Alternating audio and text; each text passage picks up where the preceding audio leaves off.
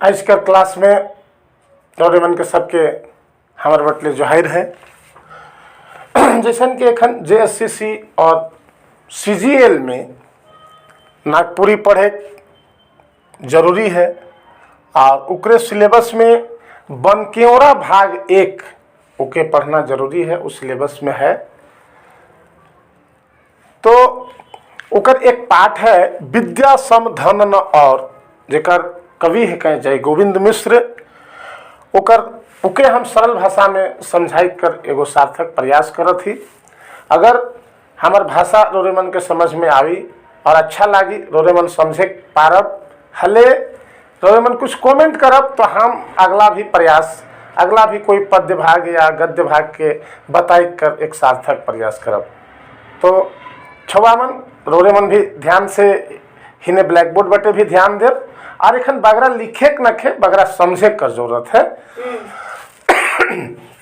तो जैसा कि विद्या सम धन न और, तो बीच बीच में हम नागपुरी जैसन भाषा है तो नागपुरी गोठियाब, लेकिन बीच बीच में कुछ ऐसा भी आदमी है जो नागपुरी के पूरी तरह से नहीं समझ पा रहे ना, उनकर ले हम हिंदी में भी थोड़े उनकर समझाई कर प्रयास करब।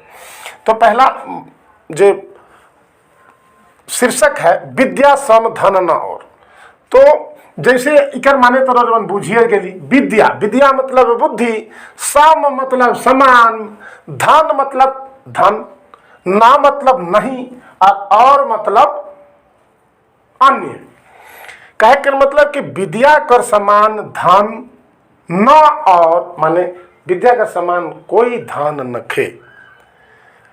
कवि पहला पद में कहे चाहे ना, ये थोड़ा सा हमरे कर नागपुरी गीत का रूप में रचित है। आगे इकर शब्दार्थ कर देखहु कर कहे कर ई मतलब है देखू।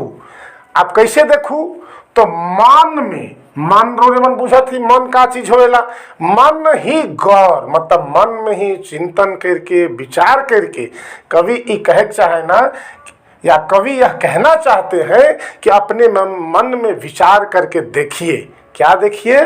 तो विद्या सम धन न और, मतलब विद्या बुद्धि कर समान कोई भी धन नहीं है। कहने का मतलब है कि विद्या का समान कोई धन नहीं। आगे जब पद्य का अगला भाग है ये भारो नहीं करे। भारो नहीं करे, भारो कर मतलब होएला वजन, बोझ। तो विद्या ऐसा चीज है जे बोझ नहीं है, कहे का मतलब कि वो भार भी नहीं करेला। आगे कहे ना कवि भूपति पुनि चोरक दाऊ। भूपति कर मतलब होवेला राजा, पुनि कर मतलब होवेला बार बार या दोबारा दोहराए। चोरक दाऊ, चोरक मतलब चोर कर, दाव दाव कर माने मौका, अंग्रेजी में उसको अपॉर्चुनिटी कहे ना। तो कहानी बनेला तनिको नहीं बने सखी, मतलब का नहीं बने, मौका नहीं बने, दाव नहीं बने। तो का चीज कर दाव नहीं बने? तो विद्या के लेवे कर राजा ले भी नहीं सकेला, चोर चोराई भी नहीं सकेला, ऐसा कोई दाव नहीं बने, ऐसा कोई मौका नहीं बने। आगे कवि कहे चाहे ना मूढ़ मनुज ताकहु परिहरे। मूढ़ कर मतलब हो गलक मूर्ख, मनुज कहल जा है मनुष्य के। ताकहु, ताकहु शब्द कर कैसे रोरे मन के, अरे 2 गो छुआ के 3 गो छुआ है मान लो, और 2 जन के लड्डू देवब और 1 जन के नहीं देवब, तो कैसन ताकी? बुड़बक लखे ताकते रही करे मौके तो नहीं मिलक। तो कहे कर मतलब यह है, कहने का मतलब यह है, और ये परिहरे कर शब्द कर मतलब होइला त्याग करके, छोड़ करके। मतलब मूढ़ मनुज ताकहु परिहरे, तो परिहरे मतलब त्याग करके। था किस चीज का त्याग करके? विद्या धन का त्याग करके, विद्या को छोड़ करके ये मूर्ख मनुष्य जो है वो ताकते रहता है। तो पहला पद कर भावार्थ इस तरह से होला। तो संक्षिप्त में अब एक बार हम हिंदी में ये जो पहला पद है और भावार्थ पुनः बताई कर प्रयास करत ही। देखो जैसा कि कवि पहला पद में कह रहे हैं देखहु करी मन ही गौर, विद्या सम धन न और। कहने का मतलब यह है कि विद्या के समान कोई धन नहीं है। और आगे का सेकेंड लाइन है भारो नहीं करे। कहने का मतलब कि विद्या का कोई वजन नहीं है, बोझ नहीं है। कहने का मतलब कि विद्या भार नहीं है। भूपति पोनी चोरक दांव, मतलब इसमें नृप, भूपति का मतलब मैं पहले बता चुका हूँ। नृप मतलब राजा या चोर को कोई मौका नहीं मिलेगा आपके पास जो धन है उसको लेने का या छुड़ाने का। आगे मूढ़ मनुज ताकहु परिहरे, इसका तात्पर्य है कि मूर्ख मनुष्य जो है वो परिहरे का मतलब शिक्षा का परित्याग करके वो ताकते रहता है। तो इस तरह से मैं समझता हूँ कि पहला जो पद है उसका भावार्थ आप लोग सही तरीके से समझ पाए हैं। अब दूसरा पद के बारे को हम लोग देखेंगे। आगे हम इन दूसरा पद के देखब, ओकर में लिखल है, खर्चत अति होवत बाढ़ी, फैलत जिमी विटप डारी, शोभा तनु धरे, सब नीचहु मनुज गौरव भरे, मूढ़ मनुज ताकहु परिहरे। एक एक शब्द कर हम इन अर्थ देखब। खर्चत मतलब खर्चा करके, अति मतलब अत्यधिक माने ढेर ज़्यादा, होवत बाढ़ी कहे कर मतलब कभी कहे चाहे ना कि विद्या धन ऐसा धन है जेकर जितना खर्चा करब उतना बढ़ी। फैलत जिमी बिटप टारी, कैसन बढ़ी तो बरगद कर जे डायर है जे बढ़ेला वैसन बढ़ी। शोभा तनु धरे, शोभा कर मतलब होएला शोभायमान हो, शोभा बढ़ाना। तनु कर मतलब होएला शरीर, चाहे वो पेड़ का शरीर है या मनुष्य का शरीर है, तो शोभा तनु धरे मतलब वो शोभायमान करेला। जैसन बरगद कर पेड़ में जब ओकर डायर बढ़ जाएला, ओकर चारों ओर हरियाली छाए जाएला, तो जे तरह वो शोभायमान होवेला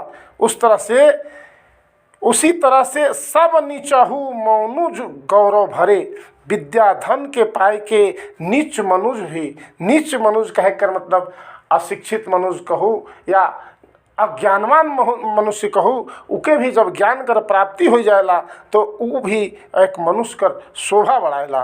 और आगे कभी कहत हैं, मूढ़ मनुज ताकहु परिहरे, ओकर शब्दार्थ हम पहले बताए चुकी, बार बार दोहराई से ठीक नहीं लगी। मतलब मूढ़ मनुष्य जो है वो विद्या धन के परित्याग करके ताकहु परिहरे, कहे का मतलब कि त्याग करके ताकत है देखत है, तो मूढ़ मनुष्य के कवि कोसत हैं। आप तनिक हिंदी में समझाई चाहब। दूसरा पद में कवि यह कहना चाहते हैं कि विद्या धन का जितना खर्च करिए, जितना भी खर्च करेंगे उतना वो फैलता है, कम होने के बजाय वो बढ़ता है। कैसे बढ़ता है?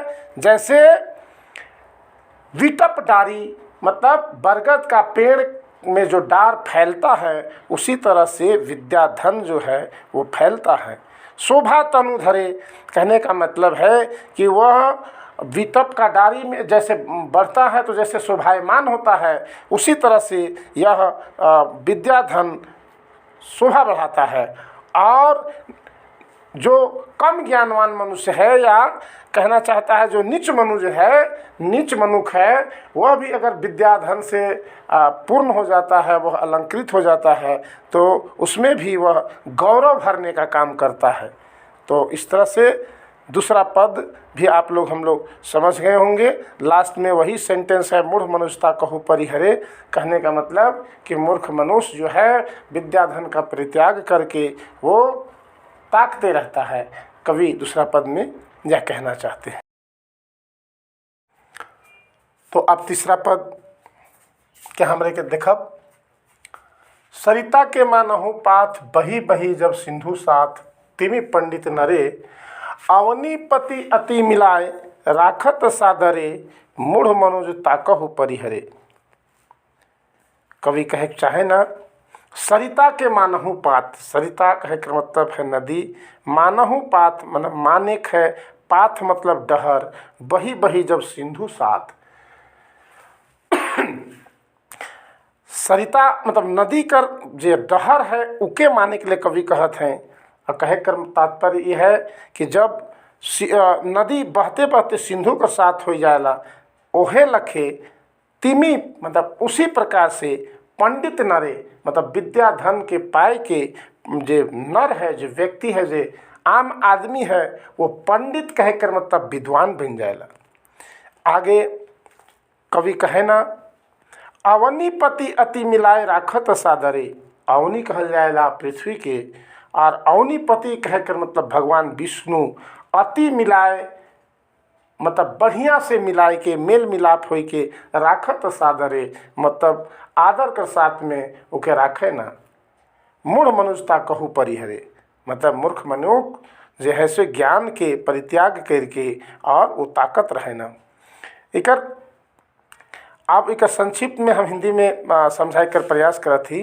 कवि कर कहना ही है कि सरिता नदी का रास्ता, नदी का जो रास्ता है उके मानिक कहना, और उकरे जैसन बहते हुए जब नदी जो है से सिंधु नदी के साथ में सिंधु में मिल जाएला, वैसने पंडित आदमी जो है वो ज्ञानवान हो के पंडित हो जाना, विद्वान हो जाना।